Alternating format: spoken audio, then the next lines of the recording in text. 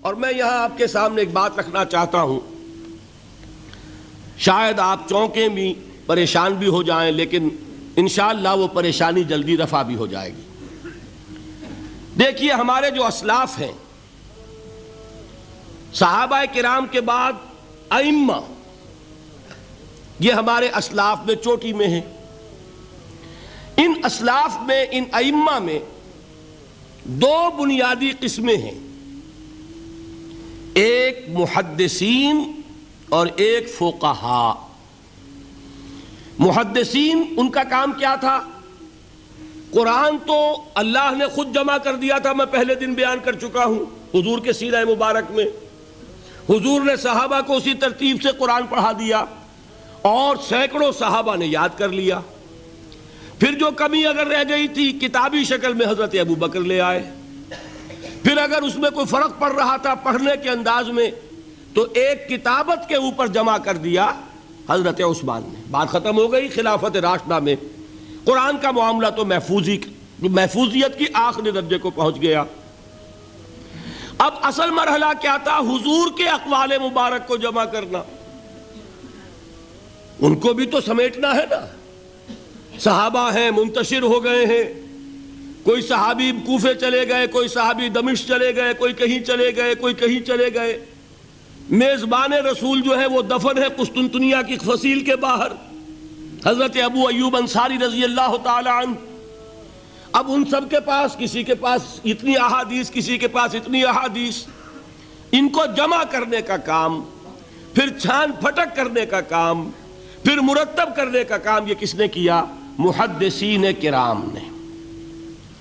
بہت بڑے محسن ہیں اس امت کے محدثین کرام، پوری زندگیاں کھپائیں۔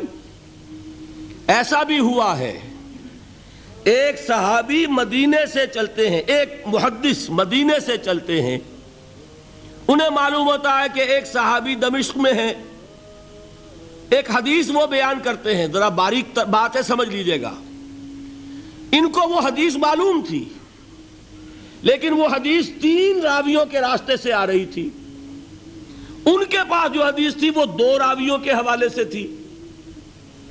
اب وہ جاتے ہیں اور وہ بیت المقدس کا اور وہ دمشق کا سفر کرتے ہیں صرف اس حدیث کو سننے کے لیے، سواری سے اترتے بھی نہیں۔ میں نے سنا ہے آپ حضور کی یہ حدیث بیان کرتے ہیں، جی ہاں، ذرا مجھے سنا دیجئے۔ سنا دیا، ویسے ہی اپنے اونٹ کی جو ہے گردن موڑ لی کہ واپس، بھائی اترو، ٹھہرو، قیام کرو۔ نہیں، میں صرف ایک حدیث رسول تم سے سننے کے لیے آیا تھا، میں اپنے اس سفر میں کوئی اور مقصد جمع نہیں کرنا چاہتا۔ یہ کام کیا محدثین نے۔ بہرحال میں اس وقت جمع و تدوین حدیث کے موضوع پر میری گفتگو نہیں ہے، لیکن چونکہ ہمارے اس جدید دور کے فتنوں میں ایک فتنہ ہے انکار حدیث کا۔ لوگ سمجھتے ہیں جیسے کہ ڈرائنگ رومز میں بیٹھے ہوئے آرام سے کتابیں پڑھتے ہیں، شاید ایسے ہی محدثین کا کام تھا۔ انہوں نے جس طرح زندگیاں لگائی ہیں اور جس طریقے سے حدیث کو جمع کرنے کے لیے مشقتیں جھیلی ہیں، اس کا آج ہم تصور نہیں کر سکتے۔ اچھا، وہ تو محدثین کرام ہیں، ان میں بھی اب ایک کا نام نوٹ کر لیجئے، چوٹی پہ کون ہے؟ امام بخاری، امام مسلم، امام ترمذی، امام احمد ابن حنبل، امام ابن ماجہ، امام ابو داؤد، سب ہیں، لیکن چوٹی پر رئیس المحدثین کون ہے؟ امام بخاری۔ اچھا، اب تیسرا طبقہ ہے ہمارے ہاں، دوسرا، وہ ہے فقہاء۔ قرآن بھی جمع ہو گیا، حدیث بھی آ گئی، اب اس سے احکام نکالنے بھی تو ہے نا، استدلال کرنا ہے، حدیثوں کو جوڑنا ہے، قرآن کے ساتھ ان کا ربط تلاش کرنا ہے، اور پھر کوئی حکم تلاش کرنا ہے، اجتہاد کرنا ہے۔ یہ کام جنہوں نے کیا انہیں ہم کیا کہتے ہیں؟ فقہاء کرام۔ اور ان میں بہرحال جو لوگ یہاں جمع ہیں، مجھے یقین ہے کہ وہ اس بات کو تسلیم کرتے ہوں گے کہ ان میں چوٹی پر ہیں امام ابو حنیفہ رحمۃ اللہ علیہ، امام اعظم۔ ٹھیک ہے، کسی کی رائے ذرا مختلف بھی ہو سکتی ہے، کوئی شافعی مسلک کا ہے تو امام شافعی کو بہرحال وہ اونچا درجہ دے گا، مالکی مسلک کا ہے تو امام مالک سے اسے زیادہ نسبت ہے، لیکن واقعہ یہ ہے پوری دنیا نے تسلیم کیا ہے کہ قانون کا جتنا سینس امام ابو حنیفہ کو ہے، قانون ایک علیحدہ شے ہے، اخلاقیات علیحدہ چیز ہیں، ایک شے کا اخلاقی تقاضا کچھ اور ہے، قانونی تقاضا کچھ اور ہے۔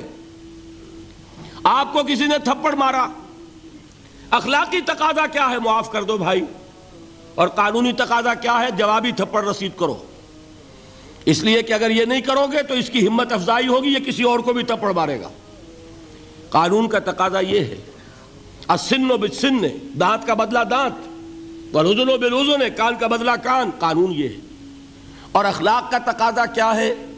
وَإِن تَعْفُوا وَتَصْفَحُوا وَتَغْفِرُوا، اگر تم بخش دو، معاف کر دیا کرو، لوگوں سے درگزر کیا کرو، فَإِنَّ اللَّهَ غَفُورٌ الرحیم، تو اللہ بھی تو غفور الرحیم ہے۔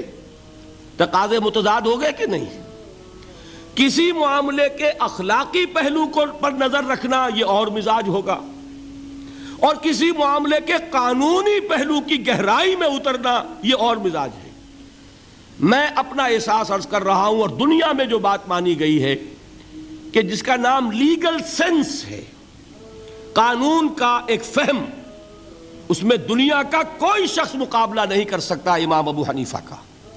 آپ صحابہ کو ان سے مستثنیٰ کر دیجئے، ظاہر بات ہے انبیاء اور رسولوں کا معاملہ نہیں ہے، تو باقی انسانی نوع انسانی کے اندر امام ابو حنیفہ کا پلے کا کوئی شخص، ان کے برابر کا کوئی شخص قانون کا فہم رکھنے والا آج تک پیدا نہیں۔ تو سید الفقہاء کون ہوئے؟ امام ابو حنیفہ۔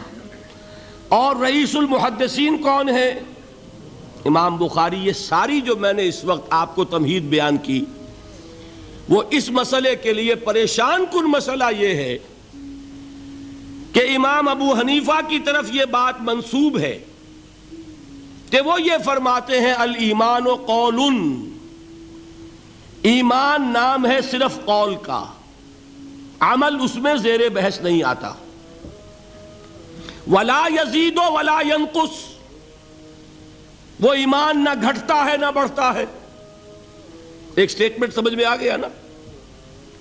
اب دوسرا سٹیٹمنٹ سنیے، وہ ہے امام بخاری کا، رئیس المحدثین کا، الایمان قول وعمل، ایمان نام ہے قول اور عمل کے مجموعے کا، قول اور عمل دونوں چیزیں ایمان میں شامل، وَيَزِيدُ وَيَنْقُصُ، وہ گھٹتا بھی ہے بڑھتا بھی ہے۔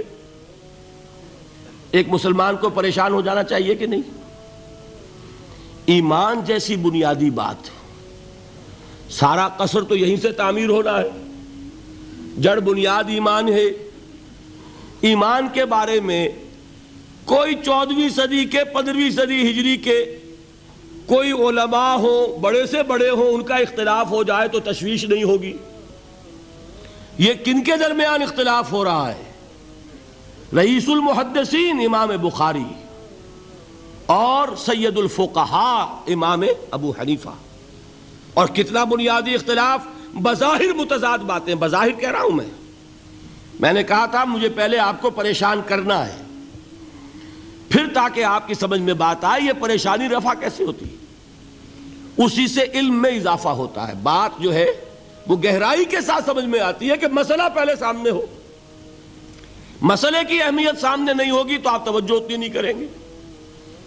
تو دیکھیے تضاد کتنا ہے، بعد المشرقین جسے کہتے ہیں ہم اپنے محاورے میں، کہ ایک مشرق کی بات ہے تو دوسری مغرب کی ہے۔ الایمان قول، نہیں، الایمان قول وعمل، تضاد ہے نا۔ لا یزید ولا ینقص، نہیں، یزید وینقص، تو یہ تو معلوم ہوتا ہے کہ بہت زبردست اختلاف ہے جو حل نہیں ہو سکے گا۔ اللہ تعالیٰ کا شکر ادا کرتا ہوں، اس نے اس کا حل سمجھایا، اور کیسا سمجھایا؟ میں پورے انشراح صدر کے ساتھ کہہ رہا ہوں، اس میں کوئی تصنع نہیں، کوئی تکلف نہیں۔ میرے نزدیک دونوں باتیں 100% درست ہیں۔ یہ نہیں کہ 50% یہ درست 50% وہ درست، نہیں، یہ بھی 100% درست، یہ بھی 100% درست۔ فرق کیا ہے؟ محل مختلف ہے۔ امام ابو حنیفہ قانونی ایمان کی بات کر رہے ہیں اور امام بخاری حقیقی ایمان کی بات کر رہے ہیں۔ قانونی ایمان کے اعتبار سے 100% درست ہے یہ بات کہ وہ صرف قول ہے، عمل نہیں، زیر بحث آئے گا۔ ایک شخص نماز نہیں پڑھتا کافر نہیں ہے، نماز کا منکر ہو جائے کافر، زکوٰۃ نہیں دیتا فاسق ہے، فاجر ہے، کافر نہیں ہے، زکوٰۃ کہہ دے کہ ہے ہی نہیں دین میں، کافر۔ فرشتہ کس نے دیکھا، کیا پتا کیسا ہوتا ہے؟ حضور نے بھی اصل فرشتہ اپنی اصل ملکی شکل میں صرف 2 دفعہ دیکھا ہے، ورنہ تو انسانی شکل میں آتا تھا یا نظر ہی نہیں آتا تھا۔ 2 باتیں تھیں، وہی ہو جاتی تھی، نظر کوئی نہیں آتا تھا، یا انسانی شکل میں نظر آیا۔ اصل ملکی شکل میں حضرت جبرائیل کو 2 مرتبہ دیکھا۔ وَلَقَدْ رَآهُ بِالْأُفُقِ الْمُبِينِ وَلَقَدْ رَآهُ نَزْلَةً أُخْرَى عِنْدَ سِدْرَةِ الْمُنْتَهَى، ایک مرتبہ افق مبین پر دیکھا، ایک مرتبہ سدرۃ المنتہا کے پاس جبرائیل اپنی اصل شکل میں ظاہر ہوئے۔ اب ظاہر بات ہے ہم نے تو نہیں دیکھا نا، لیکن ہم مانتے ہیں جبرائیل کو، مانتے ہیں فرشتوں کو، نہیں مانیں گے کافر ہو جائیں گے۔ تو معلوم ہوا کہ قانونی ایمان جس پر دار و مدار ہے کفر اور اسلام کا، اس کا کل دار و مدار صرف قول پر ہے، ماننے پر ہے، اقرار باللسان پر ہے۔ یہ بات آپ نے سنی ہوگی، امام ابو حنیفہ کا قول ہے 100% درست کہ گناہ کبیرہ سے بھی انسان کافر نہیں ہوتا۔ کبیرہ گناہ ہے، شراب پی ہے، کافر نہیں ہے، حد لگا دو۔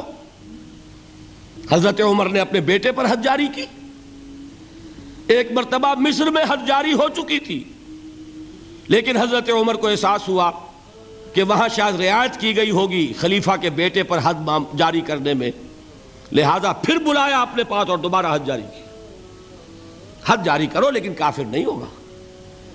اگر کسی سے زنا ہو گیا ہے، میں آپ کو واقعہ سنا چکا، غامدی خاتون، حد جاری ہو جائے گی، لیکن یہ کہ اس کو کافر نہیں کہہ سکتے۔ کافر کیا کہیں گے؟ میں تو سنا چکا آپ کو کہ ذرا کسی نے کہہ دیا بے حیا عورت تھی تو حضور نے کیسی ڈانٹ پلائی ہے، کتنا اس کا رتبہ بیان کیا ہے۔ اس نے تو وہ توبہ کی ہے کہ مگر مدینہ کی پوری آبادی پر اس کو تقسیم کر دیا جائے تو سب کی نجات کے لیے کافی ہو جائے۔ معلوم ہوا تکفیر اور ہے اور کسی کا فاسق و فاجر ہونا اور ہے۔ اس میں حد فاصل انسان کا اقرار ہے۔